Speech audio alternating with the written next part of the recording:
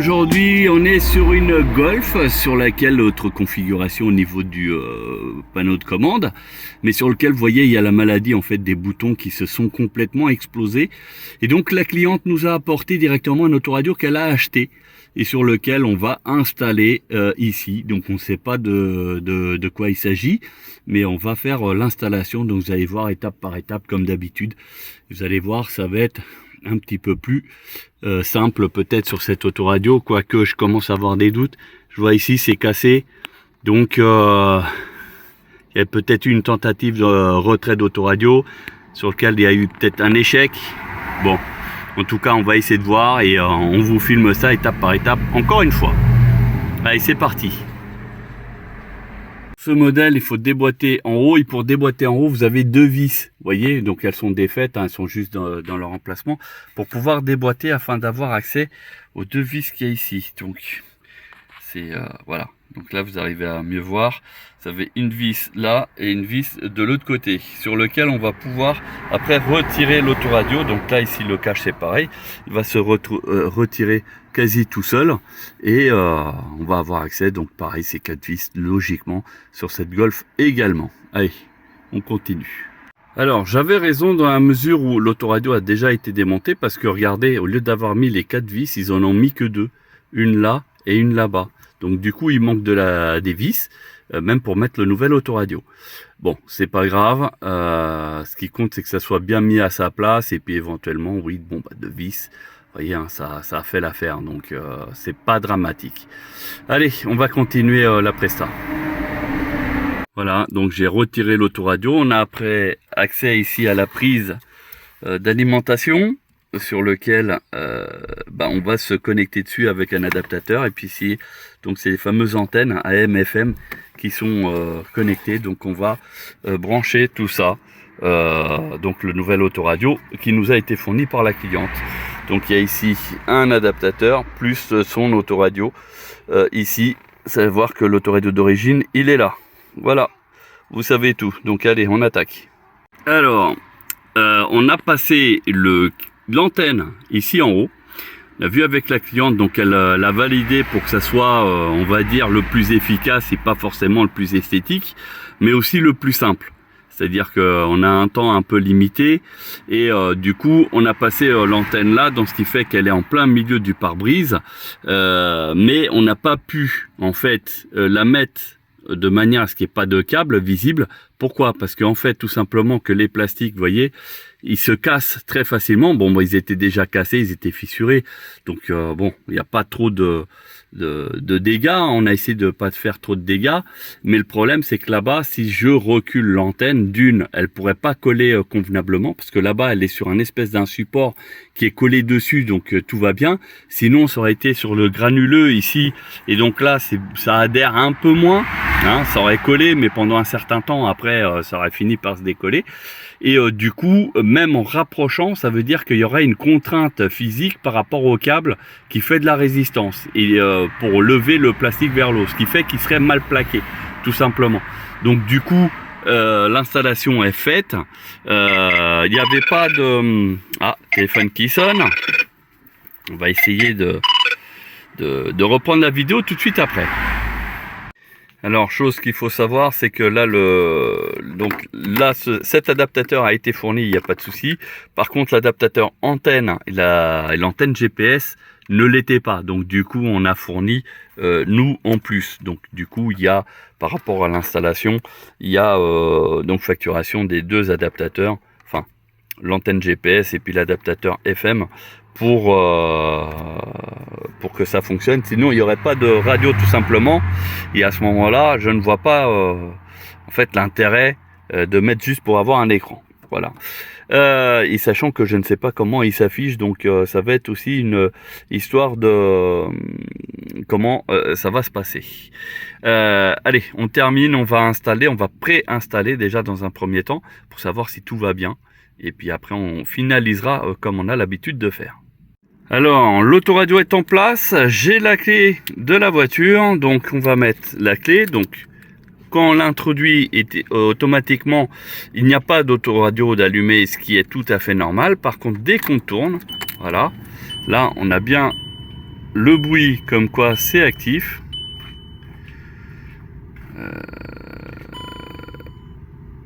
On a bien les voyants, hein. Vous voyez là-bas, c'est tout est allumé.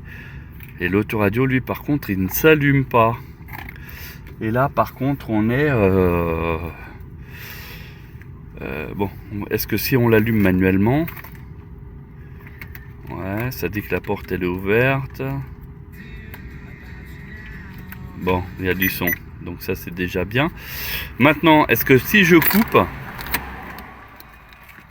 Eh ben voilà. Donc vous voyez, ce n'est pas forcément donc un autoradio prévu pour cette voiture. Voilà. Donc on va essayer de voir si on peut faire quelque chose.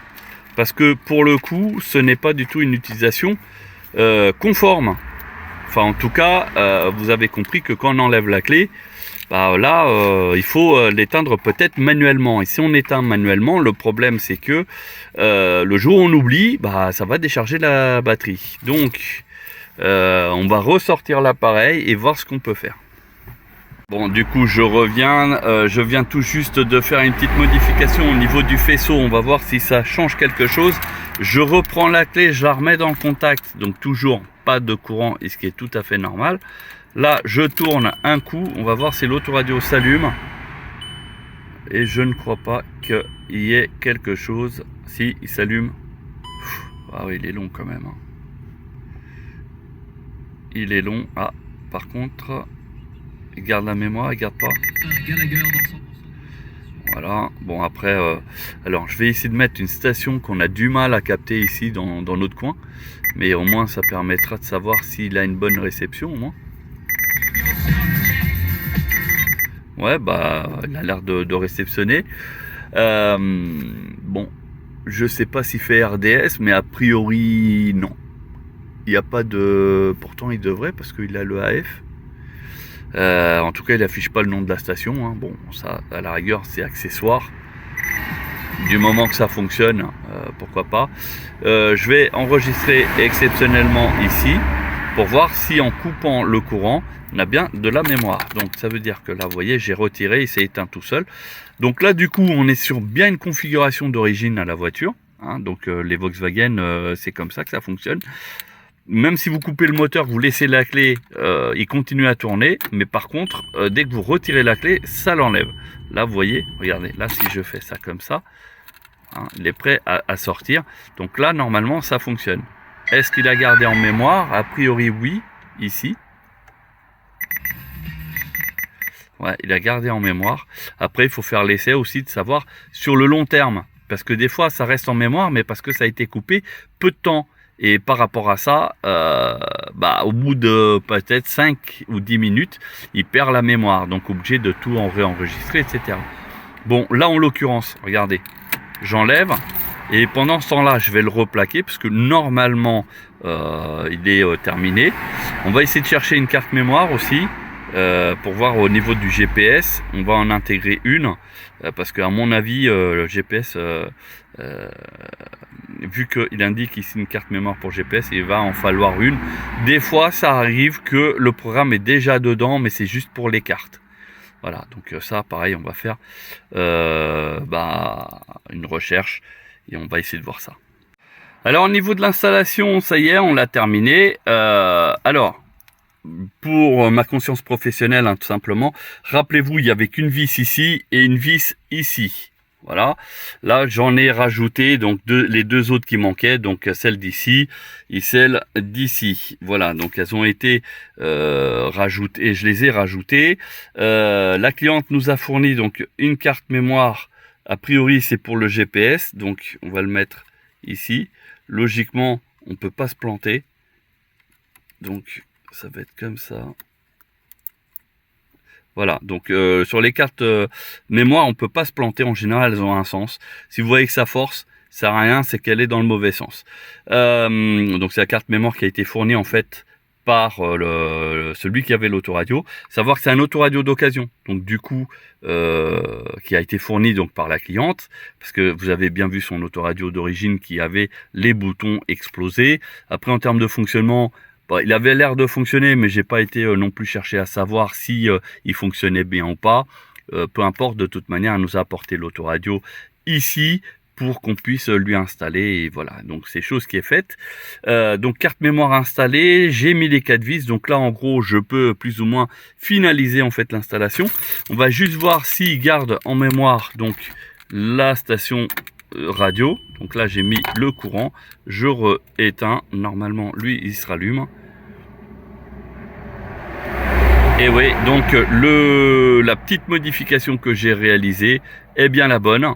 Donc on a pu rendre l'autoradio compatible à cette voiture parce que il est fort possible que la voiture ait enfin l'autoradio ait été installée sur une autre voiture, voilà, tout simplement. Donc on avait bien raison, c'est que là pour le GPS, vous voyez, c'était la carte mémoire qui était manquante, et là du coup il y a Aigo qui s'installe, et sans ça il n'y avait pas de GPS possible. Donc comme quoi, hein, c'est très important. Sortie oui, donc déjà il est en français, ça c'est déjà pas mal.